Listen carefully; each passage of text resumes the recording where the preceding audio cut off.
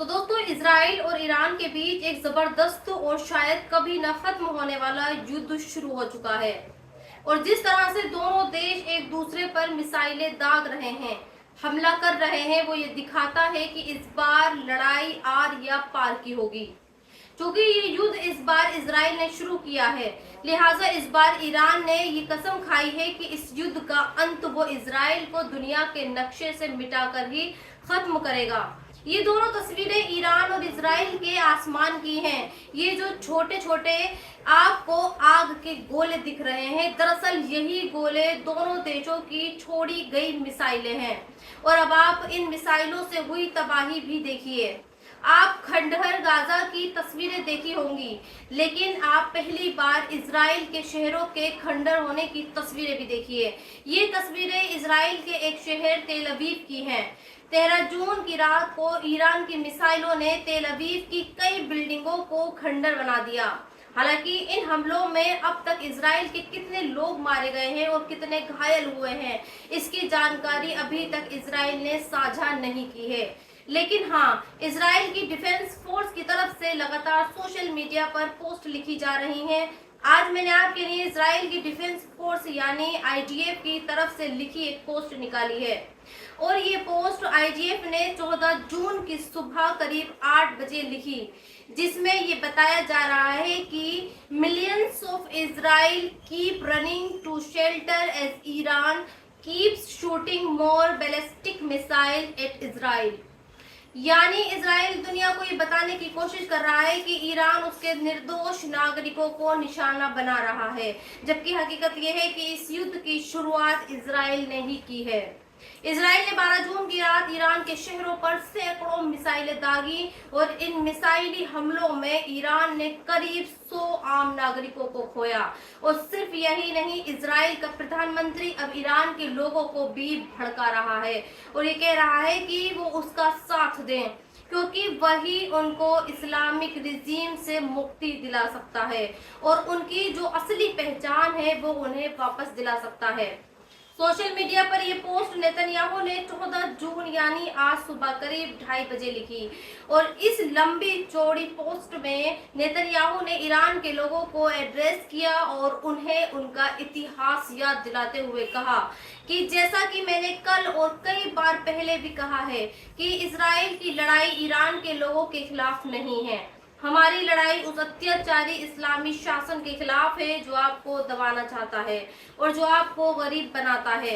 Iran और Israel के लोग साइरस द ग्रेट, इस शब्द को याद रखिएगा, साइरस द ग्रेट के समय से दोस्त रहे हैं और अब समय आ गया है कि ईरान के लोग अपने झंडे और ऐतिहासिक विरासत के चारों ओर एकजुट हो जाएं और घातक और दमनकारी शासन से अपनी आजादी के लिए खड़े हों। ईरान के बहादुर लोगों, रोशनी हमेशा अंधकार पर जीत हासिल करती है। मैं आपके साथ हूँ, इजराइल के लोग आपके साथ हैं। यानी नेतन्याहू ने इस पोस्ट से 3 बातें साबित होती हैं। एक तो ये कि वो ईरान के लोगों को ये बता रहा है कि ईरान के लोग गुलाम हैं और उनकी ये गुलामी इस्लामिक रिजीम यानी शासन की वजह से है। और दूसरी बात वो ये कह रहा है कि ईरान और इजराइल के लोग एक ही नस्ल के लोग हैं और इनकी असली पहचान साइरस द ग्रेट से है। यानी इनका खानदान, इनकी बरादरी और एक है। इस खानदान और बरादर को अलग करने वाले वो इस्लामिक लोग हैं जिन्होंने ईरान के लोगों को गुलाम बना रखा है और इसलिए इजराइल अब इन लोगों को उस गुलामी से आज़ादी दिलाना चाहता है। सोचिए, इस शख्स ने पूरे फिलिस्तीन को बर्बाद कर दिया। ये शख्स सीरिया जैसे कई दूसरे मुस्लिम देशों पर लगातार हमले कर रहा है, वहां के निर्दोष लोगों को मार रहा है। और जबकि ईरान ने इस पर हमला किया तो ये वहां के लोगों को भड़का रहा है और ये कह रहा है कि वो इस्लामिक राज्य के गुलाम हैं और उनकी असली पहचान असल में इस्लाम नहीं बल्कि यहूदी धर्म से ताल्लुक रखती है। खैर, इस बार इजराइल का ये प्रधानमंत्री कुछ भी कहे, लेकिन इस बार इस युद्ध को अमेरिका भी नहीं रोक सकता, क्योंकि ईरान इस बार अमेरिका की भी सुनने के मूड में नहीं है। ईरान ने अमेरिका से साफ साफ ये कह दिया है कि चूंकि युद्ध इस बार इजराइल ने शुरू किया है, लिहाजा अब वो उसकी नहीं सुनेगा, क्योंकि इजराइल को ऐसा लगता है कि अगर ईरान ने परमाणु हथियार बना लिए तो फिर वो इसका इस्तेमाल इजराइल के खिलाफ ही करेगा। लेकिन जब ये बातचीत चल ही रही थी और खबरें ये भी थी कि अमेरिका ईरान को परमाणु हथियार न बनाने के लिए राजी भी कर लेगा, तभी इजराइल ने ईरान पर हमला कर दिया और उसके बहुत सारे सेना के अधिकारियों और परमाणु वैज्ञानिकों को उनके घर पर अटैक करके मार डाला। ऐसे में अब ईरान बदला लेने के मूड में है और ईरान के सुप्रीम लीडर खामनेई ने ये कह चुके हैं कि इजराइल के लिए अब बुरे दिन शुरू होने वाले हैं।